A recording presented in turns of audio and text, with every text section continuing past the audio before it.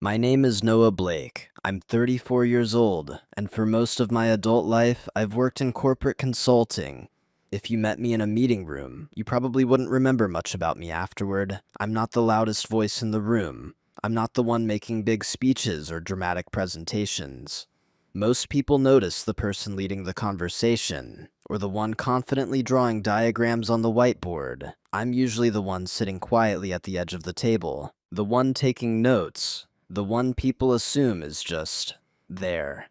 For years, that's how people saw me: reliable, helpful, competent enough to handle details, but not important enough to be the center of anything. And to be fair, I never tried very hard to change that perception, partly because I believe something simple: the work itself would eventually speak for me. Sometimes it did, but more often, it didn't. There's a strange thing that happens in certain workplaces. When you're calm, consistent, and dependable, people start to treat that stability like background noise. They stop noticing the effort behind it. They assume things run smoothly because they're supposed to, not because someone is quietly holding everything together. For a long time, I didn't resent that. I told myself it was just part of being a professional. Not everyone needs recognition. Not everyone needs attention. But there was one moment, one specific day, when the invisible line between being overlooked and being erased became impossible to ignore. It happened on an ordinary Tuesday morning. I was sitting at my desk in our office, going through emails, preparing notes for a client call scheduled later that week. The office was quiet, the usual rhythm of keyboards and muted conversations drifting through the open workspace. And then my phone rang. It was one of our biggest clients. That in itself wasn't unusual. I handled a lot of operational questions for them, but the first thing he said when I answered the call was something that stopped me completely. He sounded confused, almost apologetic. He said, "Noah, I'm sorry to bother you. I just spoke with your boss, and he told me you didn't work there anymore." The strange part was that I was still sitting in the office when the client called my direct phone line.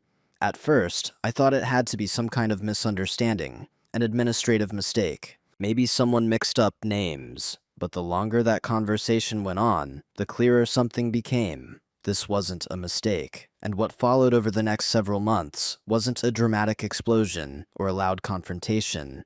There were no shouting matches, no revenge schemes, no sudden victories. What happened instead was quieter, slower, more deliberate. It was a story about realizing the role people quietly assign you, and what happens when you decide not to play that role anymore.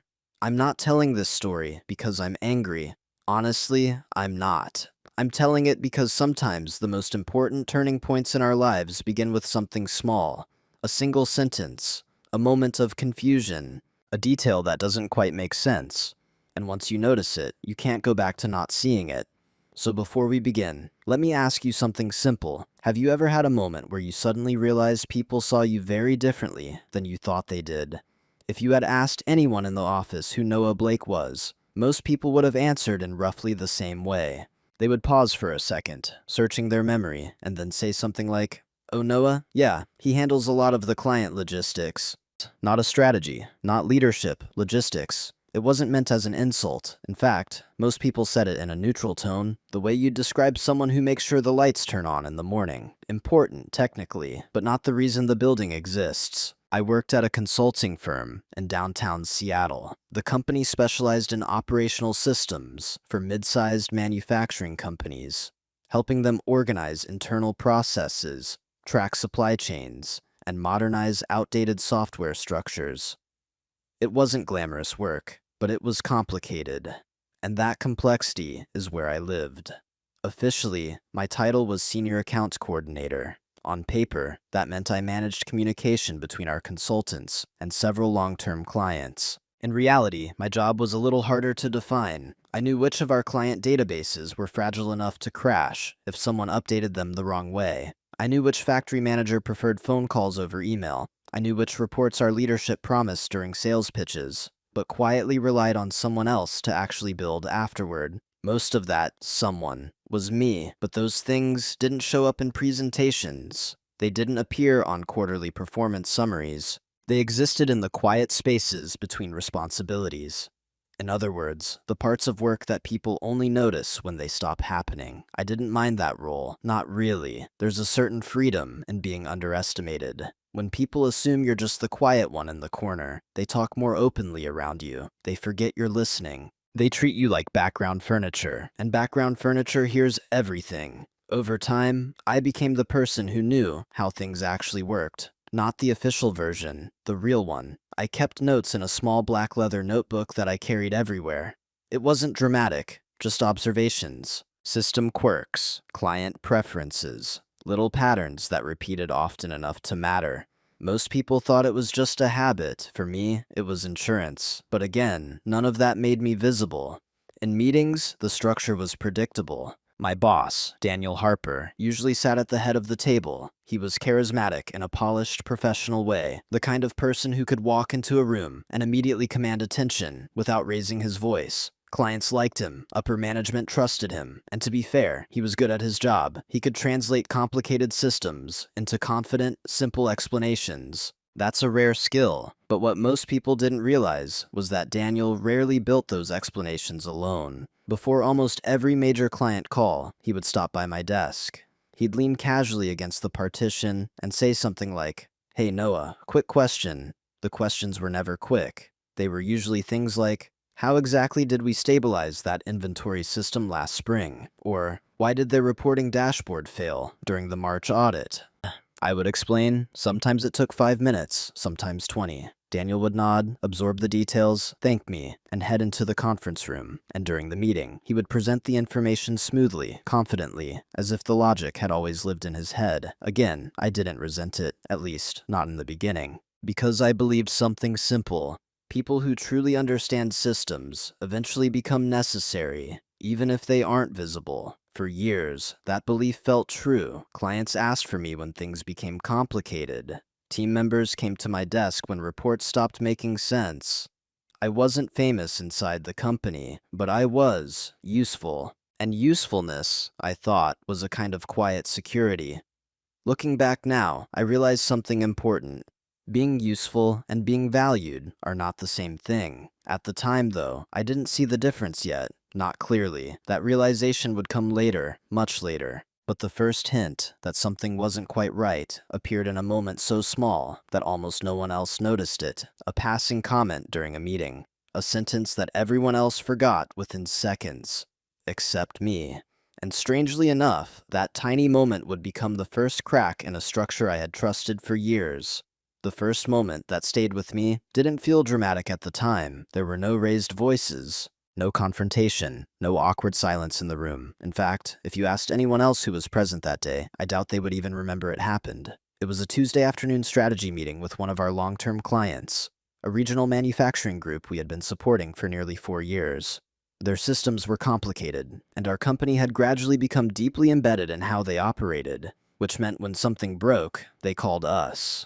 And more often than not, the person who helped figure it out was me. The meeting room that day was one of those glass-walled conference spaces overlooking the Seattle skyline. Daniel Harper sat at the head of the table as usual, with 2 of our consultants beside him. I was near the far end of the table with my laptop open, quietly reviewing some system logs from the client's distribution software. About halfway through the meeting, the client's operations director leaned forward and asked a question. It was a technical one. Something about why their inventory forecast report had started producing duplicate entries. Everyone at the table paused. Daniel glanced toward me briefly. Just a quick look, the kind that meant you probably know this. I explained the issue. It turned out to be a small configuration error inside a reporting filter, something that had been triggered during a routine software update. Nothing complicated. I walked through the fix, step by step. The operations director nodded, clearly relieved.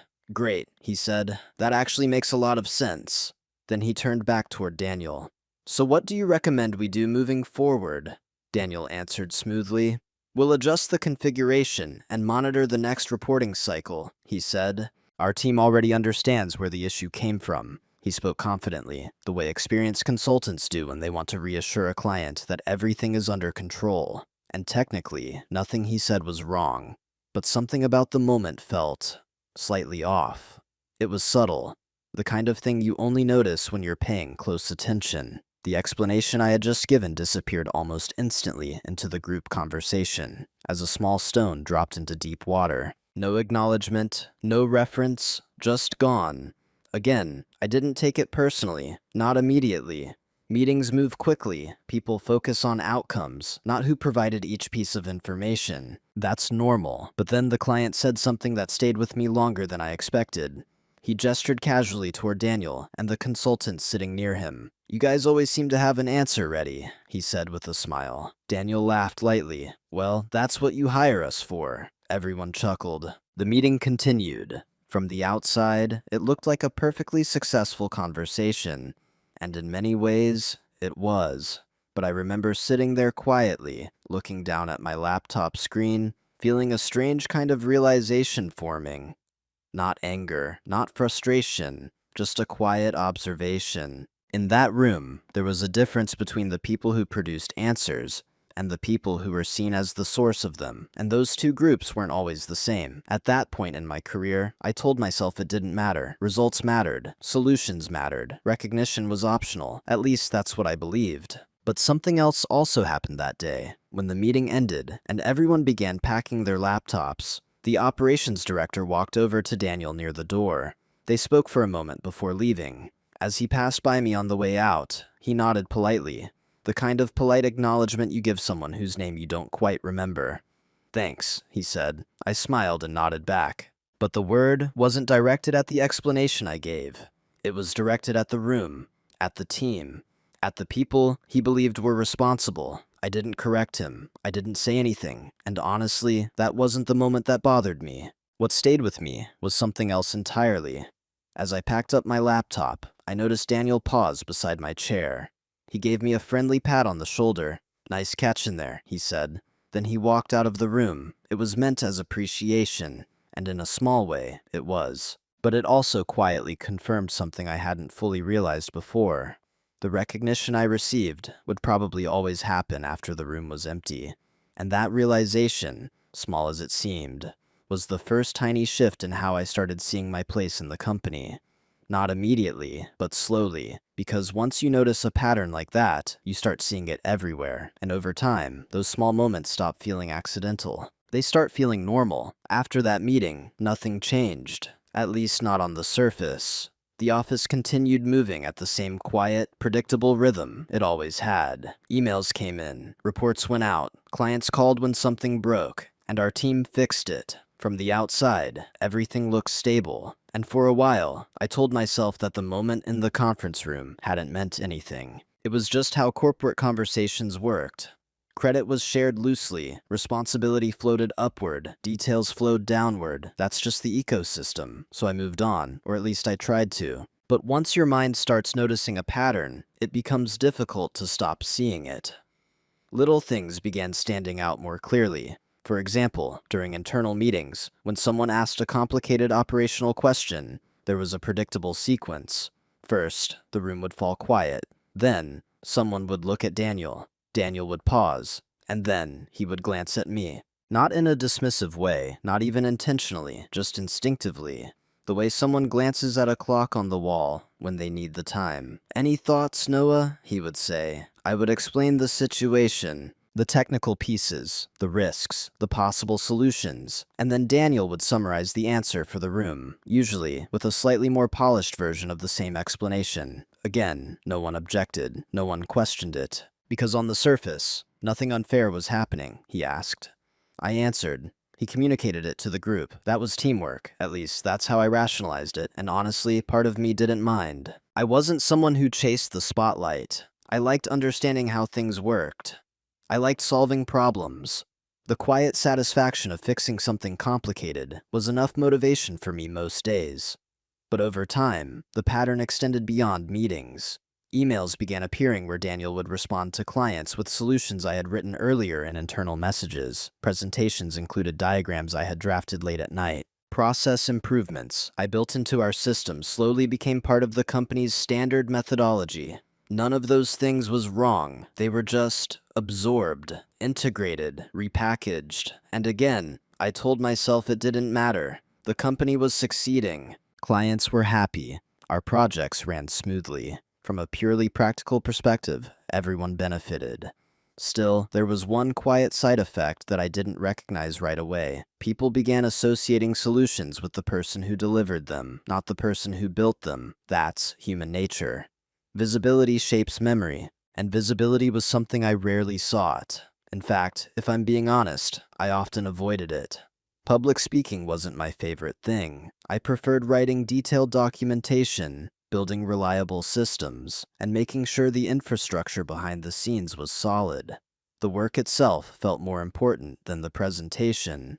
But in an office environment, presentation slowly becomes reality. Over months, I noticed something subtle during client calls. When a new problem came up, the clients didn't ask for me, they asked for Daniel, even when the technical work still flowed through my desk afterward. And again, Daniel never explicitly excluded me. He didn't block my access to conversations. He didn't shut me out of projects.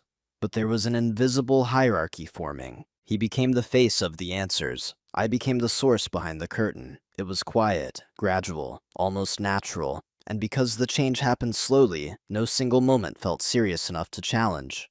Every small incident had a reasonable explanation.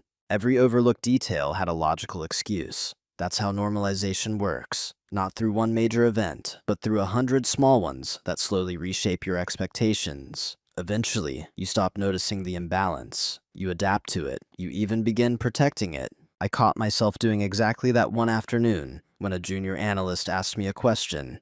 She had been reviewing one of our client dashboards and couldn't figure out why a particular dataset looked inconsistent. I explained the issue and showed her the correction. She nodded, impressed. "Honestly," she said, "you probably know more about these systems than anyone here." I shrugged. "Maybe," I said. She looked confused. "So why isn't Daniel asking you to lead some of the client presentations?" I remember pausing for a moment before answering, because the honest answer was complicated, but the one I gave was simple. "That's just not really my role," I said. And the moment I said it, I realized something strange. I had started repeating the story that the company believed about me. Reliable, helpful, behind the scenes, invisible. At the time, it still felt acceptable, even comfortable. What I didn't realize yet was that when people quietly assign you a role long enough, eventually they stop seeing you as capable of anything else. And that assumption would soon become much more serious than a few missing acknowledgments in meetings. Because one day, someone would take that assumption a step further, much further. By the third year at the firm, the role people saw me in had become very clear. Not officially. Officially, I was still a senior account coordinator, responsible for maintaining client communication and supporting operational strategy. But in practice, the role was something else entirely. I had become the reliable constant, the person who never caused problems, the one who stayed late without announcing it, the one who fixed things quietly before anyone else noticed they were broken. And once a workplace assigns someone that role, something interesting happens. People stop asking whether that person wants anything different. They simply assume the arrangement works for everyone. Looking back, I can't even say exactly when the shift became permanent. It was gradual, almost invisible. For example, whenever a new client joined our firm, the onboarding process followed a familiar structure.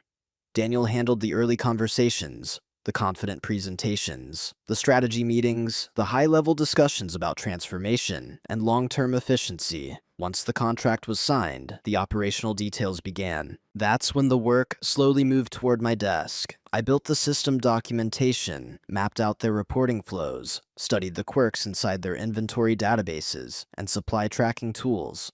Most companies have complicated internal structures that only make sense to the people who built them. Untangling those structures required more patience than brilliance, and patience was something I had. But patience has an interesting side effect. It doesn't look dramatic, it doesn't draw attention, it simply produces results over time, and results that arrive quietly tend to be taken for granted. Inside the office, the pattern repeated itself in small ways.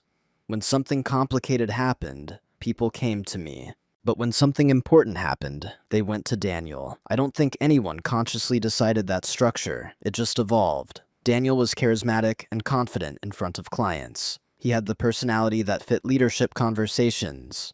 I had the personality that fit stability, and stability is useful, but stability is also easy to overlook. There was one moment that made this dynamic particularly clear. It happened during a quarterly review meeting with our internal leadership team. We were discussing a new proposal for expanding one of our client accounts, the same manufacturing group I mentioned earlier. The conversation moved quickly between financial projections and staffing requirements. At one point, someone asked a simple question: who's actually managing the technical side of their systems right now? Daniel answered immediately, "Our operations team handles that." It was a completely reasonable response.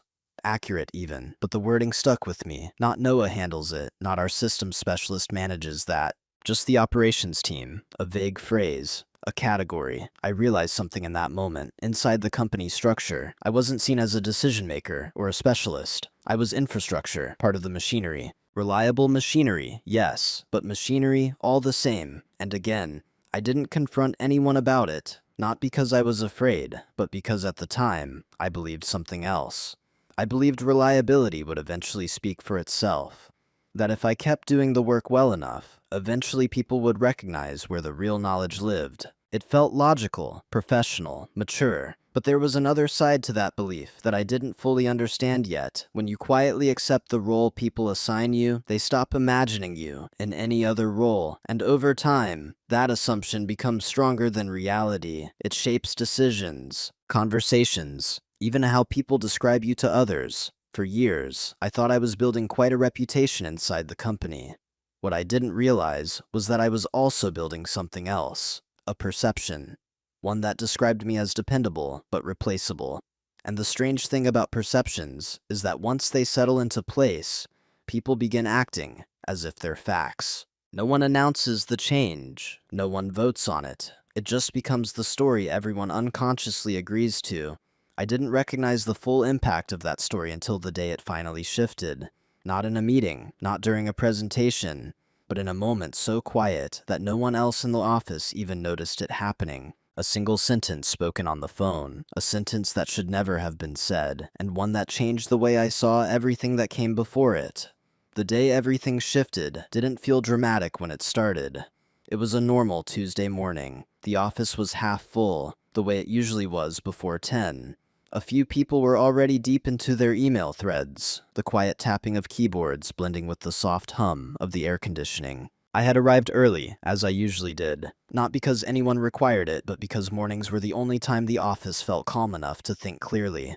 My desk sat near the far side of the open workspace, close to the windows. From there, I could see the city waking up, cars moving slowly through downtown traffic, people carrying coffee cups across the street below. Routine, predictable, comfortable. I had just opened the black leather notebook I carried everywhere, and was reviewing a list of small system adjustments for one of our long-term clients, the same manufacturing group we'd been supporting for years. There were a few minor issues inside their reporting structure that I planned to fix before their next audit cycle. Nothing urgent, just preventative work. At around 9:20, my direct office phone rang. That wasn't unusual. A few of our clients had my number for operational questions. I answered without thinking much about it. "Hey Noah," the voice said. It was Mark Reynolds, the operations director from the manufacturing company. His tone sounded slightly hesitant. "Sorry to bother you," he added quickly. "I just wanted to double-check something." "Of course," I said. "What's going on?" There was a short pause on the line. Then he said something that didn't quite make sense at first.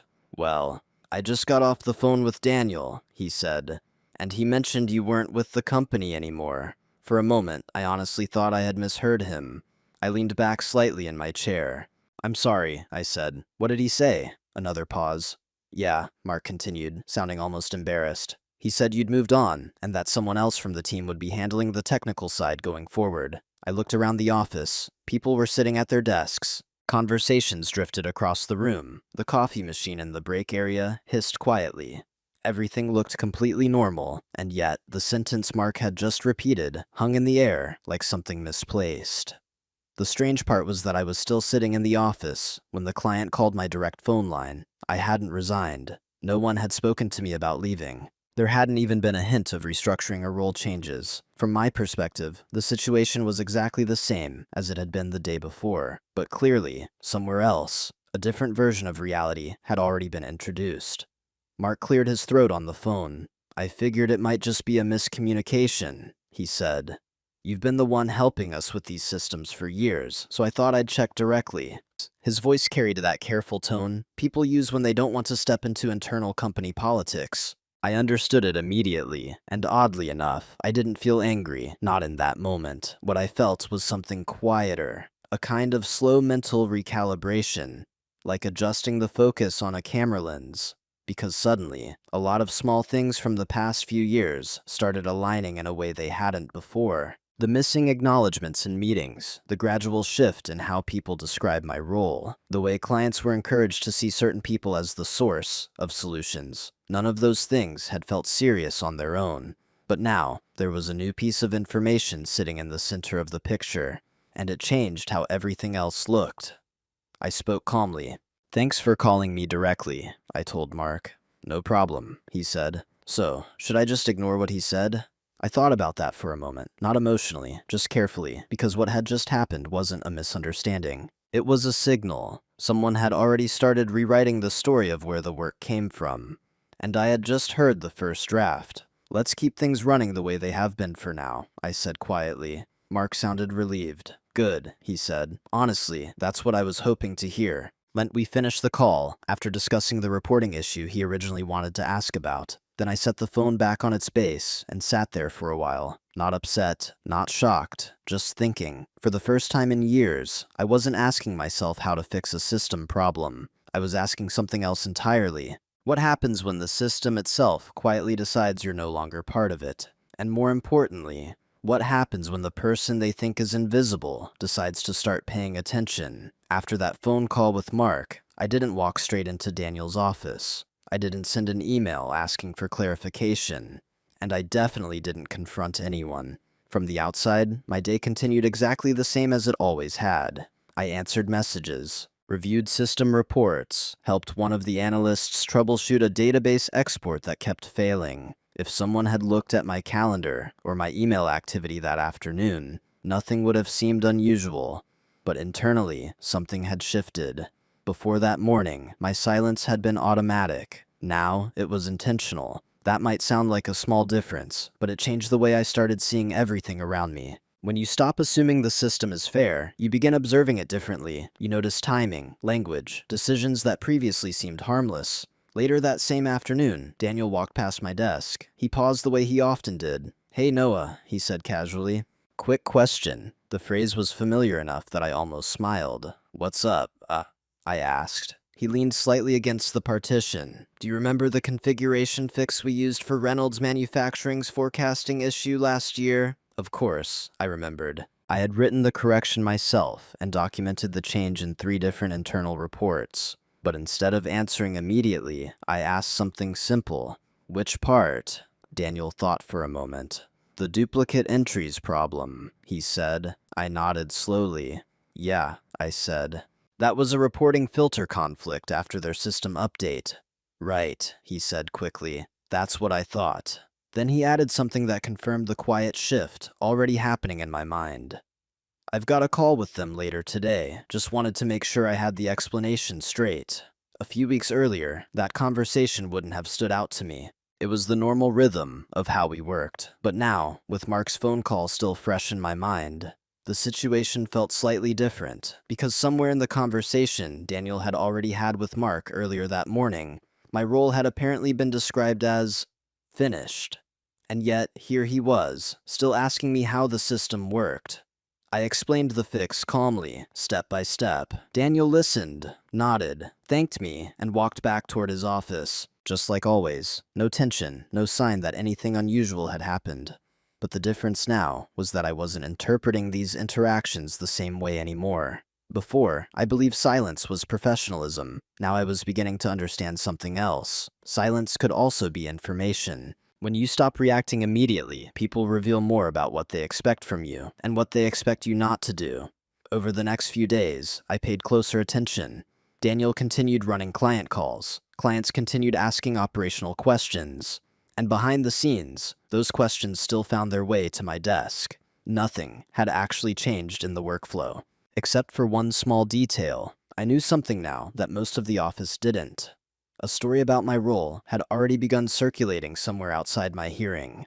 a version of events where I was no longer part of the system. And strangely, that knowledge made everything clearer. Because once someone quietly decides you're replaceable, their behavior starts reflecting that assumption. They become a little less careful, a little more comfortable taking credit, a little less concerned about what happens if you notice. And when that happens, the smartest thing you can do isn't confrontation, it's an observation. So that's what I did. I kept working exactly the same way I always had.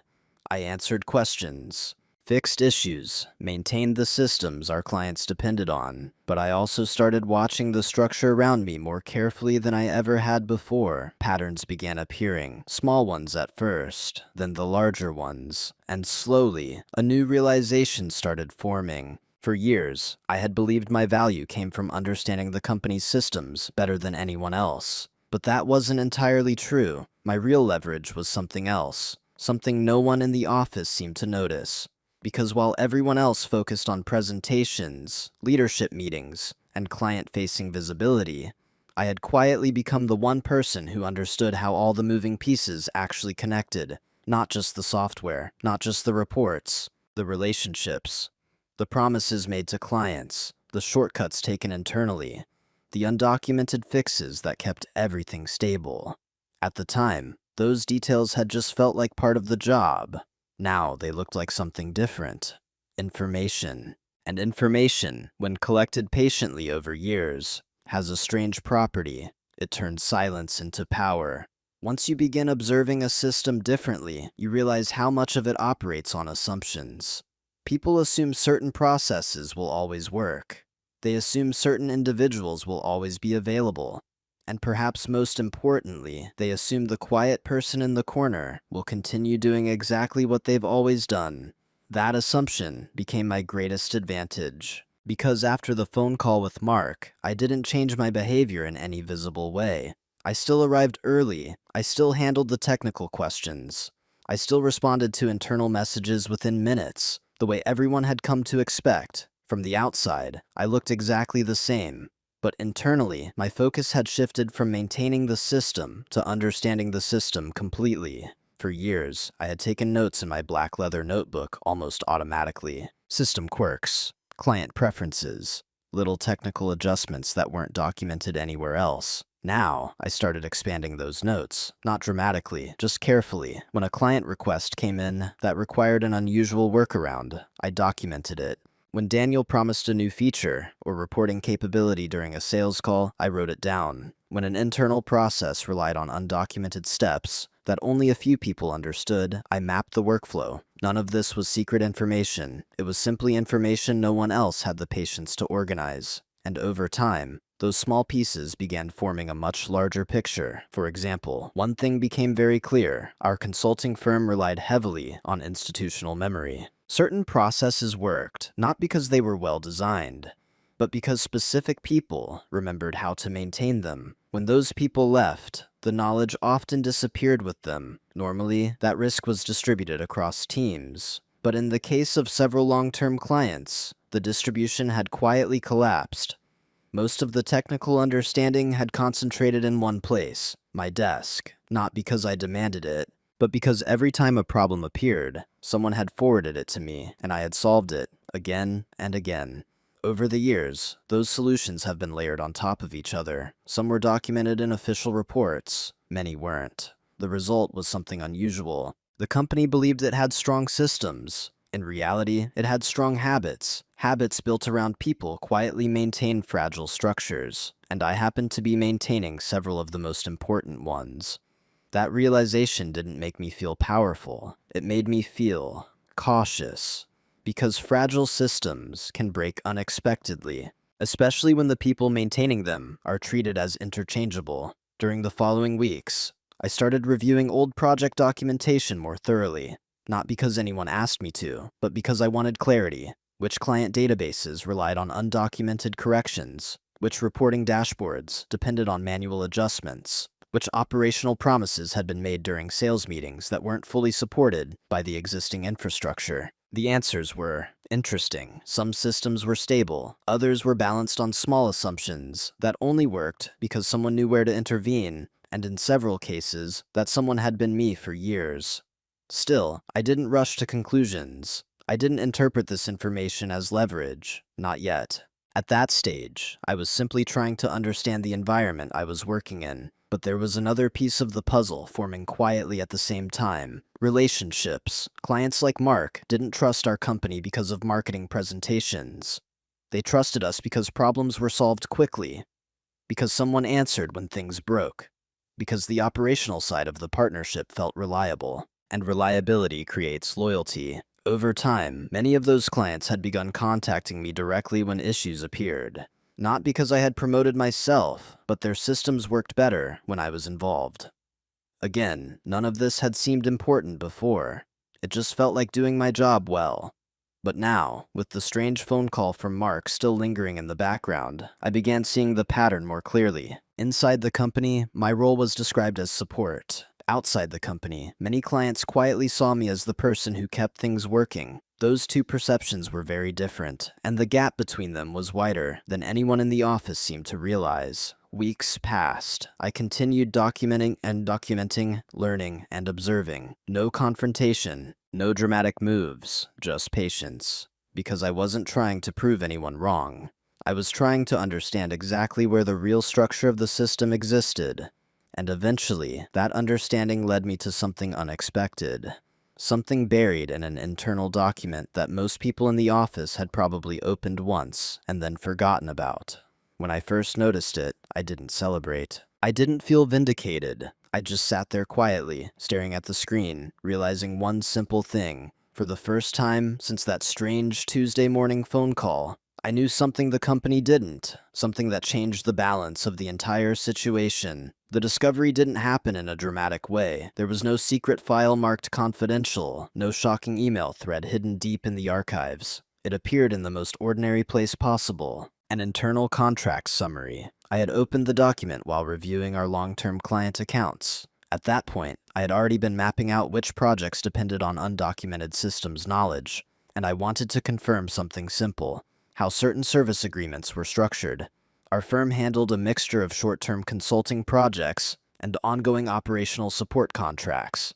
Short-term projects were straightforward: deliver the solution, complete the documentation, and move on. Long-term operational support, however, worked differently. Those contracts often depended on continuity, consistency, and more importantly, named expertise. I had seen references to that structure before, but never paid much attention to it. Until that afternoon. The document I opened was the support agreement for Reynolds Manufacturing, the same client whose operations director had called me weeks earlier. I scrolled slowly through the details: response time guarantees, system maintenance schedules, data monitoring requirements, all standard clauses. Then I reached a section titled Technical Oversight Assignment, and that's where something interesting appeared. The agreement didn't just promise general technical support. It listed a designated systems specialist responsible for maintaining the operational architecture implemented during the initial consulting phase. That alone wasn't unusual. Many companies prefer continuity when dealing with complex systems, but the next line made me pause, because the designated specialist named in the document was me, Noah Blake. My name appeared directly in the agreement, not as a casual reference, as part of the contractual structure that justified the support pricing and the service guarantees our company had offered the client. I read the paragraph again to make sure I wasn't misunderstanding it. The language was precise. Reynolds Manufacturing had agreed to a multi-year operational support contract, partly because the consultant who designed several of their reporting and integration systems, me, would remain involved in overseeing those structures. In other words, the company had promised continuity, and that continuity had a name attached to it. Mine. I leaned back slightly in my chair. The office around me continued its normal rhythm. Phones ringing, people discussing deadlines, someone is laughing near the break room. No one noticed that I had just learned something important, because up until that moment, I had assumed the company viewed me as a background contributor, replaceable, interchangeable. But the contract told a different story, at least from the client's perspective.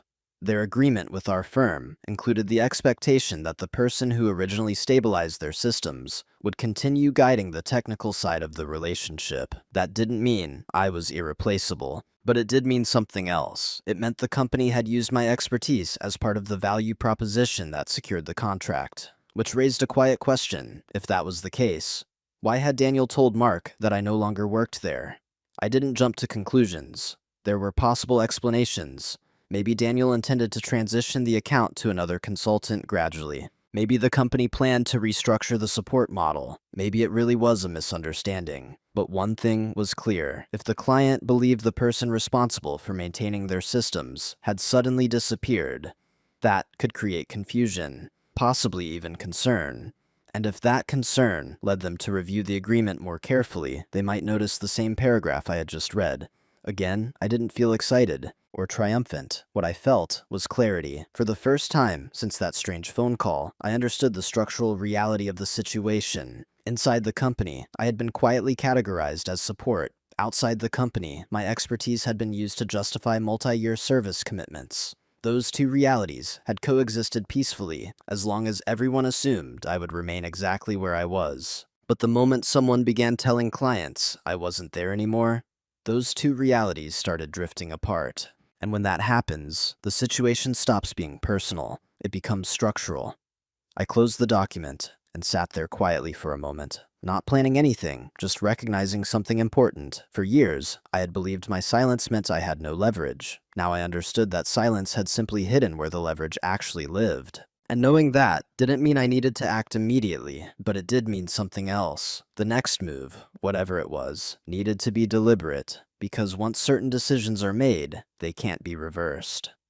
After discovering the clause in the Reynolds manufacturing contract, I didn't rush into action. In fact, I did the opposite. For nearly 2 weeks, I behaved exactly as I always had. I answered emails, reviewed system logs, helped one of the junior analysts debug a reporting script that had started generating inconsistent data. From the outside, my role remained unchanged, but internally, I was thinking through something much more carefully than before. Because the moment you realize you have leverage inside a system, the real question isn't how to use it. The real question is whether you should. I spent a lot of quiet mornings considering the possibilities. There were several obvious options. The first one was the simplest. I could walk into Daniel's office, close the door, and ask a direct question. Why did you tell a client I didn't work here anymore? That approach would have forced an immediate explanation. Maybe there was a misunderstanding. Maybe there was a plan I hadn't been informed about. Maybe it would have cleared everything up. But the more I thought about it, the less useful that option seemed. Because explanations given under pressure often change depending on what someone thinks you already know. And I wasn't interested in forcing a defensive conversation. I wanted to understand the situation clearly. The second option was more formal. I could speak with human resources, mention the client call, mention the contract language, ask for clarification about my role within the company. That path would have created documentation, structure, official oversight, but it also would have transformed the situation into an internal conflict immediately. And conflicts inside organizations rarely remain contained. They ripple outward. Teams get involved. Defensive narratives form. And the truth becomes harder to see. The third option was the most passive. I could ignore the entire situation, continue doing my job, assume the comment Daniel made to Mark was simply careless wording. After all, nothing had actually changed in my daily responsibilities. Clients still contacted me, problems still flowed through my desk, the system still worked. But ignoring something doesn't make it disappear, it just delays the moment when it becomes impossible to ignore. And there was another piece of the situation that kept returning to my mind. If Daniel had already told one client I wasn't with the company anymore, had he told others? I didn't have evidence that he had, but the possibility existed.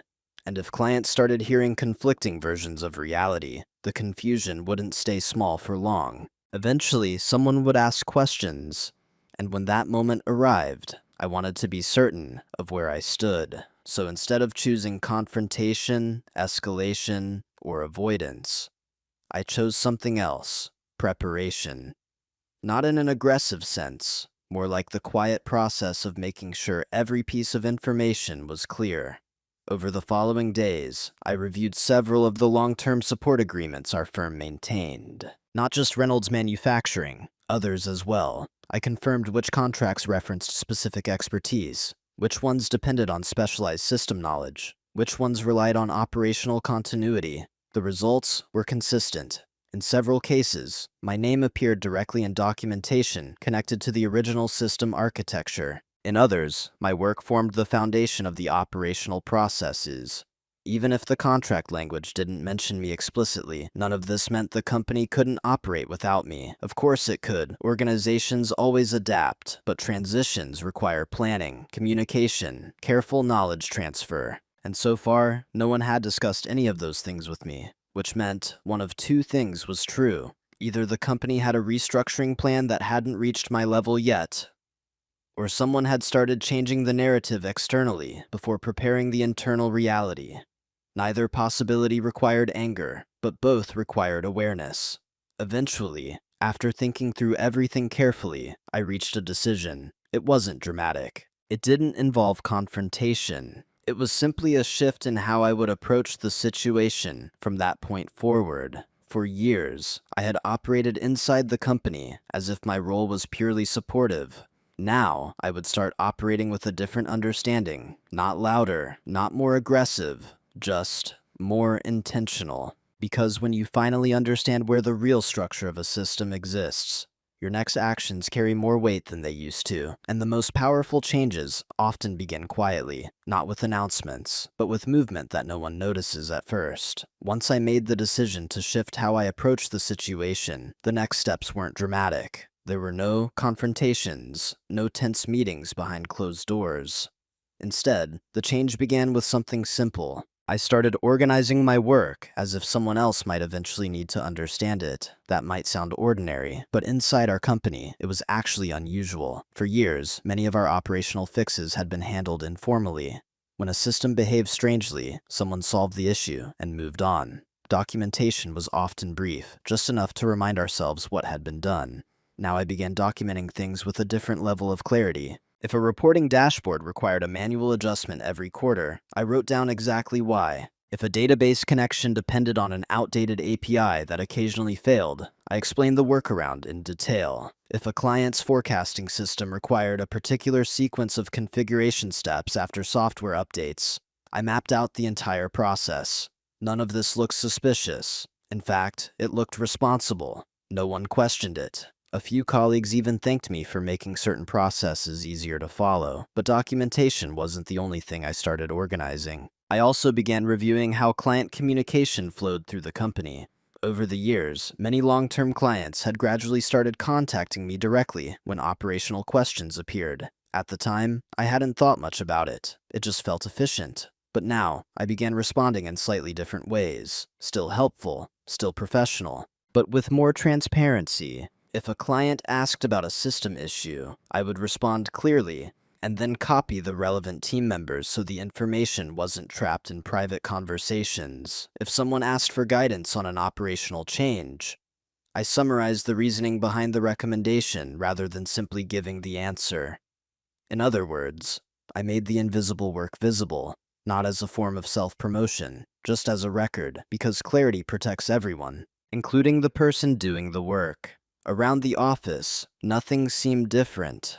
Daniel continued leading client meetings. The consultants continued presenting new proposals. The junior analysts continued sending me questions when something technical looked confusing, and I continued answering them. But internally, the structure of my work had shifted. Before, I solved problems and moved on. Now, I solved problems and captured the knowledge behind them. Over time, that knowledge base grew into something surprisingly detailed. A quiet archive of how our most complicated systems actually function.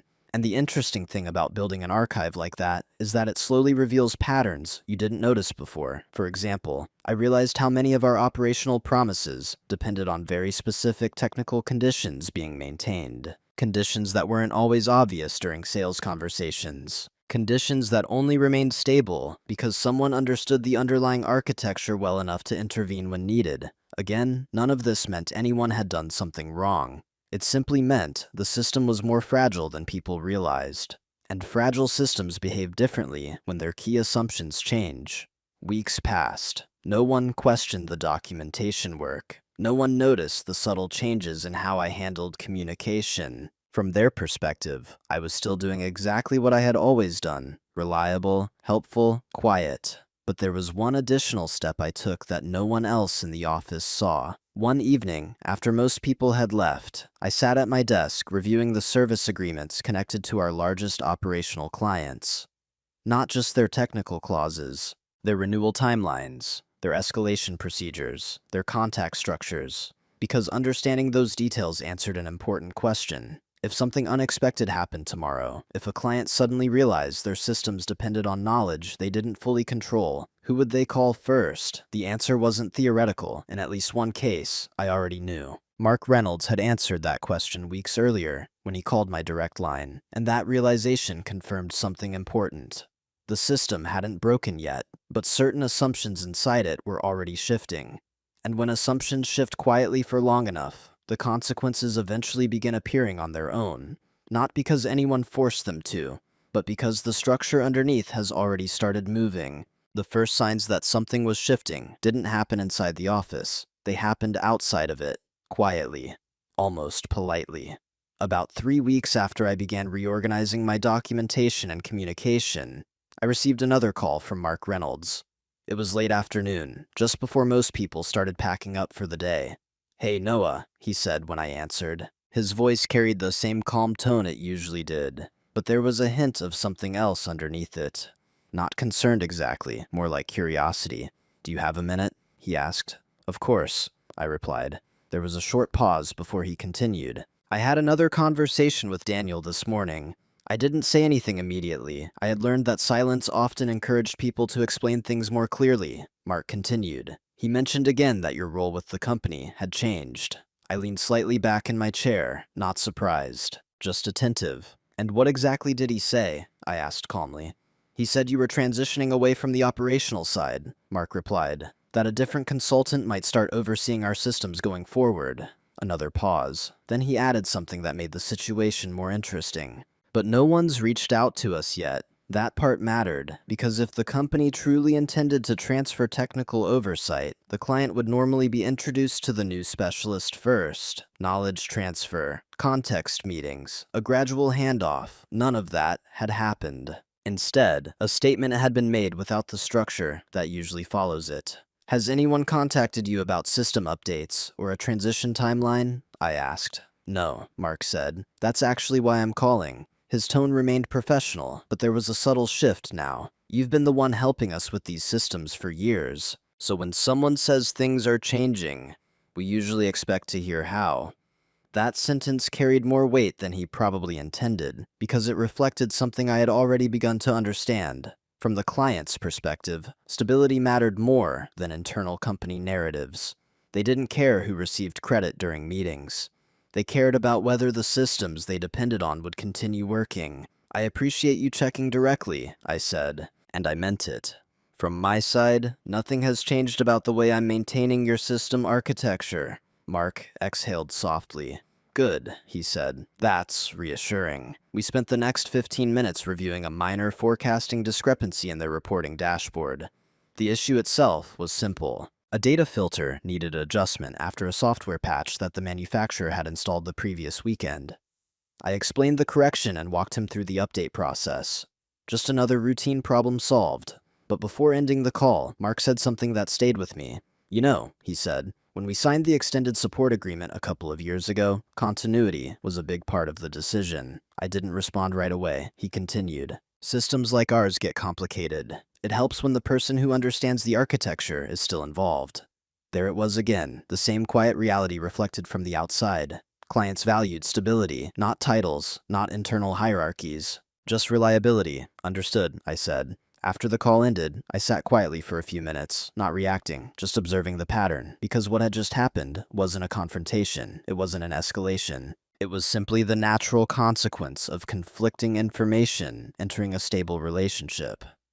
And when that happens, people start asking questions, not aggressively, just carefully. Meanwhile, inside the office, nothing seemed different. Daniel still led strategy meetings. Project proposals are still moving through the pipeline. Most of the team had no idea that clients were beginning to notice small inconsistencies in how the company described its own structure. But systems reveal stress in subtle ways. A client is asking an extra question, a second confirmation call, a slightly longer pause before agreeing to a new proposal. Individually, those moments don't look serious, but collectively, they signal something important. Trust is shifting, not collapsing, just adjusting. And the interesting thing about trust is that once people start examining it more closely, they rarely stop at the first question.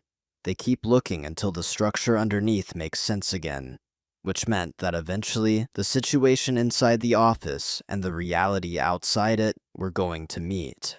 Not dramatically, but inevitably, because when two different versions of the same story exist long enough, someone eventually asks which one is true. For a long time, nothing happened, or at least, nothing visible happened. Inside the office, the rhythm of work stayed exactly the same. Meetings were scheduled, presentations were delivered, clients received their reports on time. The leadership team continued planning new expansion strategies. From the outside, the company looked stable, but systems rarely change all at once. They change quietly at the edges. The first crack appeared during a routine client review meeting. It wasn't dramatic. No raised voices, no angry emails, just a small moment of confusion. Daniel had been presenting a performance update to one of our long-term enterprise clients. The slide deck looked polished as always. Growth charts, operational metrics, projected efficiency gains. Halfway through the meeting, the client asked a simple technical question. It was about a data synchronization process that connected their internal platform to our forecasting system. Daniel paused for a second. Normally, when questions like that appeared, he would glance toward me or briefly defer the explanation. But this time, the meeting was remote, and I wasn't on the call, so he answered based on the high-level description he had been given months earlier. The explanation sounded reasonable, but it wasn't accurate. The system had changed since then. Not dramatically, just a small adjustment to how certain data sets were refreshed. Still, the client's engineering team noticed. They didn't argue during the meeting. They simply asked a follow-up question. Daniel hesitated again. Then he said something that made the situation slightly worse. He assured them the process worked exactly as described and offered to send additional documentation afterward. The meeting ended politely, but later that afternoon, an email appeared in the shared operations inbox. It came from the client's technical lead. The message wasn't aggressive. In fact, it was very calm. They explained that their monitoring tools were showing synchronization behavior that didn't match the explanation given during the meeting. They asked if someone from the technical side could clarify the architecture. Normally, that email would have come directly to me. This time it arrived through the shared system, which meant multiple people saw it, including Daniel. For a moment, the office atmosphere shifted, not dramatically, just enough for people to notice. Daniel forwarded the message to me with a short note. "Can you take a look and help clarify this?" I read the email carefully. The client's engineering team had done its homework. Their observations were correct. The synchronization process had indeed changed 6 months earlier, when we introduced a workaround for an intermittent API limitation. The change had improved stability, but it also meant the original explanation Daniel had relied on was now outdated. I opened the documentation file I had created weeks earlier. Everything was already written there, step by step.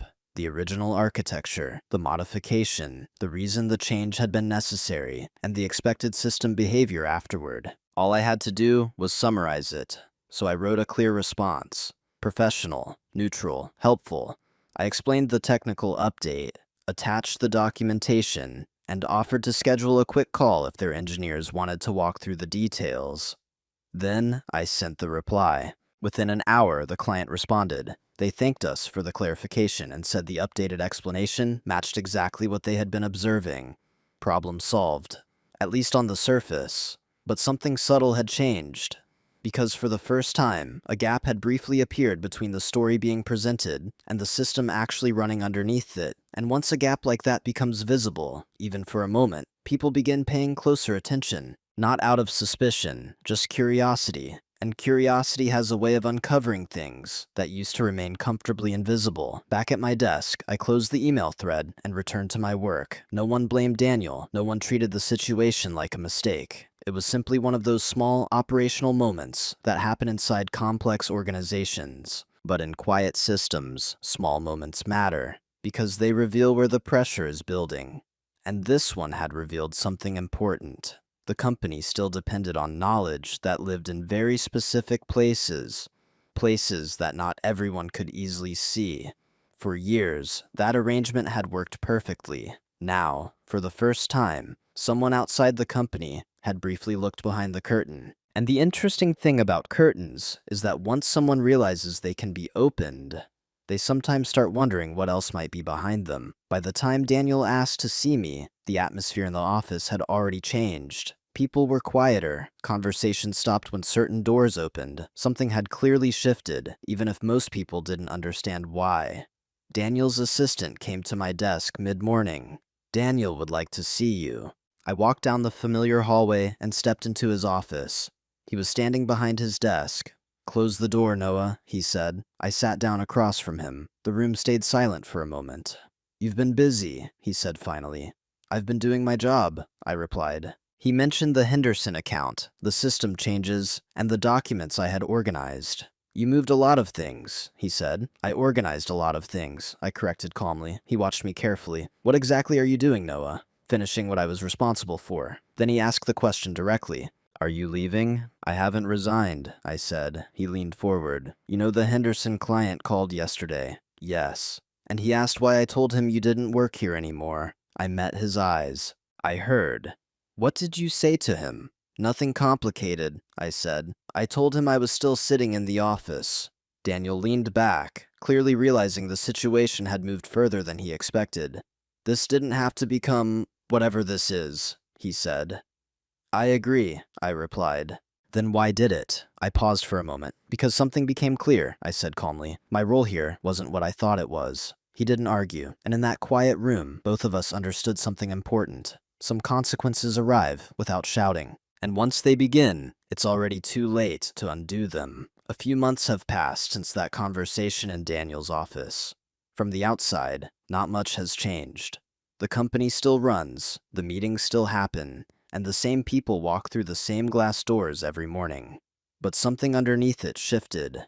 People slowly began to realize that many of the quiet systems keeping things smooth had been managed by someone they barely noticed. And once those systems moved, the absence became visible. Daniel never gave a dramatic apology. Instead, his behavior changed in small ways. He listened a little more carefully. He became more cautious when speaking about people who weren't in the room. For me, that was enough. Because the real change didn't happen inside the company. It happened inside me. Not long after that conversation, I made a quiet decision to leave. No dramatic announcement. No long goodbye. I simply finished the work that was still mine, handed over what needed to be documented, and closed that chapter. Today, my life looks different. I work with people who understand something important. The most valuable people in a system are often the ones who never feel the need to prove their value loudly. I'm still the same person I've always been, calm, observant, and quiet. The difference is that now I know exactly what that silence is worth. Sometimes being underestimated isn't a disadvantage. Sometimes it's the clearest advantage you'll ever have. Most people expect stories like this to end with a dramatic confrontation. Someone gets exposed. Someone raises their voice. Someone finally proves everyone wrong. But real life rarely works that way. The most important moment in this story wasn't an argument. It was a quiet realization. My boss told a client that I didn't work there anymore. And the strange part was that I was still sitting in the office when the client called my direct phone line. In that moment, everything became clear. The small dismissals, the assumptions, the invisible role I had slowly been placed into. Reliable, useful, invisible. And once I understood that, I didn't need revenge. I simply chose a different direction. Sometimes the strongest response to being underestimated isn't proving people wrong. It's quietly removing your energy from a place that never truly respected it.